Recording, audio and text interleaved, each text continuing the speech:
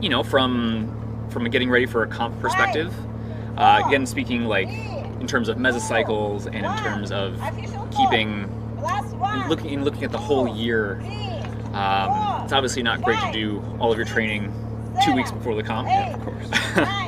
But again, you know, it's the times, it's what people are able to do. Lots of people are working still. Yeah, I mean, I realize it's not easy because people who freedive full time also need to teach in order to live. Mm-hmm. So, and it's really not easy to combine. My photo sessions or my teaching sessions sometimes are much more exhausting than my freediving training sessions. Mm-hmm. Yeah. So it's really not easy to combine it, but I think as the sport moves on, we're going to have more professionals, more sponsors, more awards. This is one of the great things about AIDA championship is that you get money for the medals. Mm-hmm. Yep. So you know your work pays off in the end. This Right. is not the same in CMAS. Yeah, absolutely. So maybe in the future we'll be able to monetize the results even more. Yes, yeah, absolutely. Okay, yeah, so here we have Jordan doing a 90-meter dive, announced dive time of 2:40. It is a national record. In 2019, at the AIDA World Championship, he set a national record again of 75 meters in constant weight. Oh, Early turn. A very sharp one. Yes, yeah, we've seen a few divers do very sharp turns. I'd actually love to hear your thoughts on that. Like, what do you know why divers will sometimes do a very sharp, fast turn?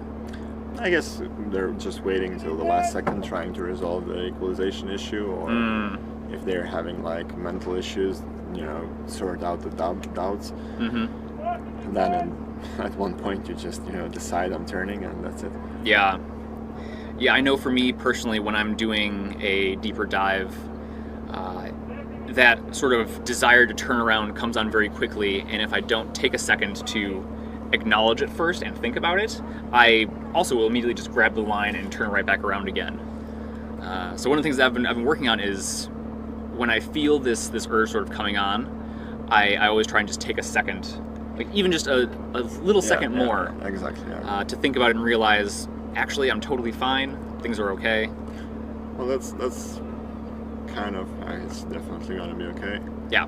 It was a very early turn for him. Mm-hmm. So it must be equalization issues. Yeah, it's probably left here. Yes. And that's the thing too, is like, it can either be equalization or usually in my case, it's discomfort. Yeah, it can be just stress.